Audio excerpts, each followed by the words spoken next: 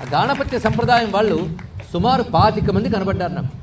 వాళ్ళు బెంగళూరుకి సమీపంలో హొయసల శిల్ప శైలిలో కొన్ని కోట్ల ఖర్చుతో ఒక మహాగణపతి ఆలయాన్ని నిర్మాణం చేస్తూ ఉంటే వెళ్ళి చూసే భాగ్యం నాకు లభించింది. 32 గణపతుల ఆలయం. అది చాలా విశేషం. చెప్పదలుచుకున్నది కర్ణాటక మహారాష్ట్ర ప్రాంతాల్లో గాణపత్యం. అది గణపతి పేరు బల్లాలుడు.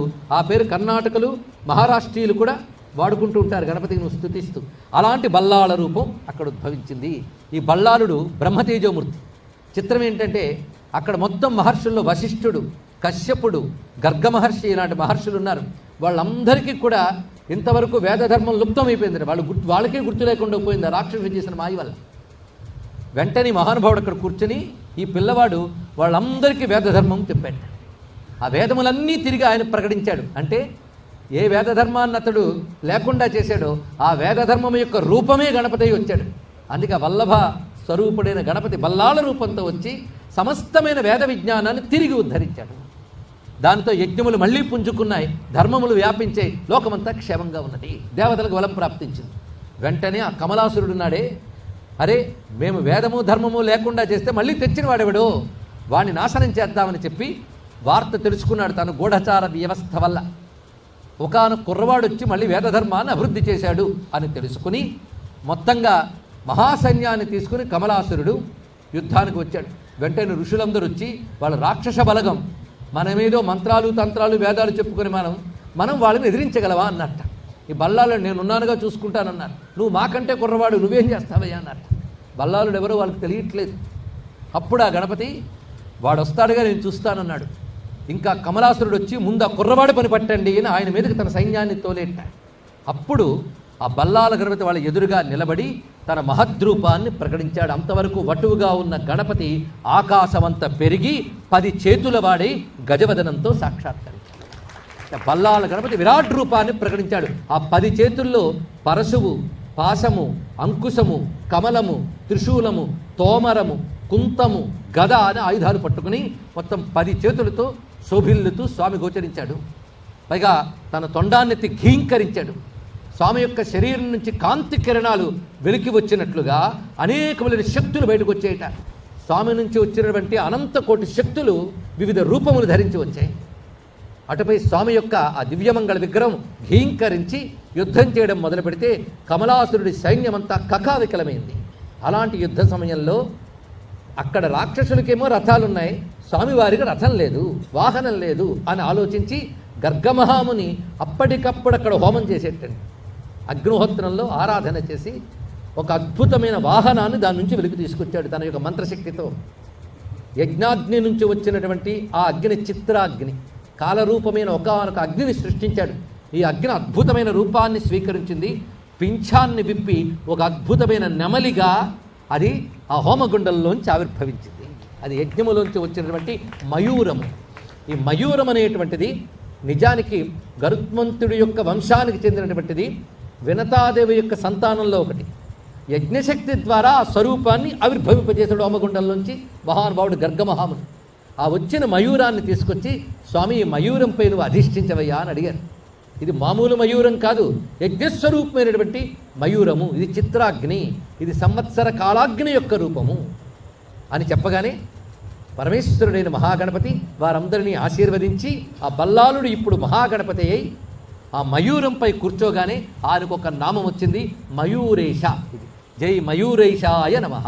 ఈ మయూరేశ నామంతో స్వామివారిని స్తుతిస్తూ అష్టకాలున్నాయి, మంత్రాలున్నాయి, స్తోత్రాలున్నాయండి.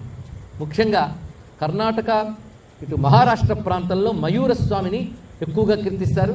ఇప్పుడు ఈ యుద్ధం జరిగిన చోట, యజ్ఞం జరిగిన చోటు, మయూరతో స్వామి ప్రకటింపబడిన చోటు ఇప్పటికీ ఉంది. పూనాక దగ్గర మోర్గాం అని చెప్పబడుతున్నటువంటిది గణపతి బప్ప మోరియా అంటూ ఉంటారు వాళ్ళు. అది మయూరేశ్వరుడు. తెలుసుకోవాల్సిన విశేషమైన అంశం. అక్కడ మహాగణపతి యొక్క సర్వస్వరూపాలు అక్కడ ఇప్పటికీ నేటికి ఉన్నాయి మోర్గాంలో. మొత్తానికి స్వామివారు ఆ భవ్యమైనటువంటి మయూరంపై కూర్చోగానే ఆయన నుంచి 2 శక్తులు ఆయన తొడ మీద కనబడ్డాయట. ఆశ్చర్యం. ఇది ధ్యానిస్తే చాలండి. గణపతి మయూరంపై ఉండగా ఆయన విశాలమైనటువంటి ఊరువులపై, ఒక ఊరువుపై సిద్ధిదేవి, మరొక ఊరువుపై బుద్ధిదేవి ఉన్నది. సిద్ధి బుద్ధి సమేత శ్రీ మహాగణపతే నమః.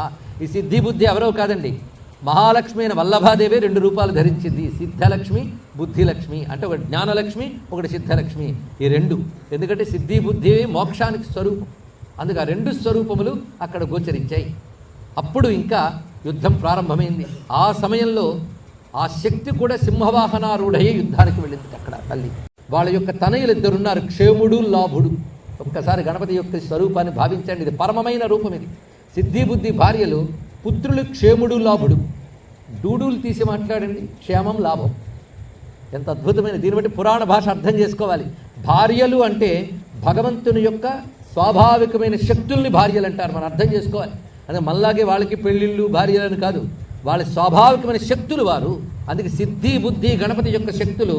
గణపతి వల్ల మనకు లభించేటువంటి శక్తులు ఏవి అంటే క్షేమం, లాభం. అంతే కదండి. లేని దొరికితే లాభం, ఉన్నది పోకుండా ఉంటే క్షేమం. గణపతిని ఆరాధించే వరకు 2 లభిస్తాయి. దీన్నే యోగక్షేమం వహామ్యం అన్నారు. యోగక్షేమాలే క్షేమం, లాభం. ఇంకేం కావాలి ఇక్కడ? గణపతి అనుగ్రహం ఉంటే అన్ని లాభమే, అంతా క్షేమమే. ఆ 2 శక్తులు బయటకు వచ్చాయి. వాళ్ళు అనేకమైన గణపతి సేనలతో కలిసి ఆ కమలాసురుడితో యుద్ధాన్ని చేశారు. ఆ యుద్ధం చాలా చిత్రంగా జరిగింది. ఆ కమలాసురుడికి సమ్మోహనాస్త్రాన్ని ప్రయోగిస్తే గణపతి నుంచి వచ్చిన శక్తిశాలు మూర్ఛితమయ్యాయి. అప్పుడు ఏం చేయాలో తెలియక అందరూ దుఃఖపడుతుంటే గణపతి మాత్రం వారందరికీ అభయం ఇస్తూ ఉన్నాడు.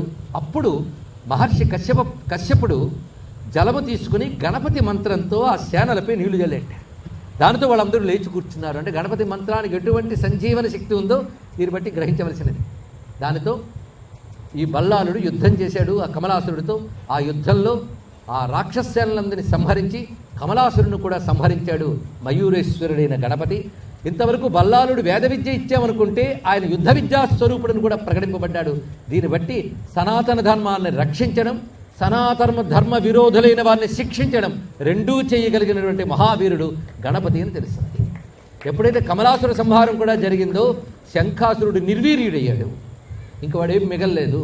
అటువంటి వాడిని నారాయణుడి నిద్రలో చొచ్చి కొట్టేట. ఏమంటే ఎప్పుడు లేకుండా అప్పుడే పడుకోవడం ఏంటండి? అసలు నిద్ర అయితే లేపే వచ్చండి. ఆ దొంగ నిద్ర కనుక ఎవరు లేపలేకపోయారు. అది యోగ నిద్ర, అది సామాన్యం కాదు. ఎందుకయ్యా నారాయణుడు ఇలా చేశాడంటే వేదాలు ఎప్పుడైనా రక్షిస్తే నేనే రక్షించాలి. మరి బల్లాలుడు మహాగణపతి మయూర గణపతి రక్షించాడంటే అర్థం ఏంటి? నేనే ఆ మహాగణపతిని చెప్పడానికి స్వామి చేసిన లీల ఇది. ఆ రూపంతో నిద్రించాడు, ఈ రూపంతో వచ్చి పనిచేశాడు ఇక్కడ.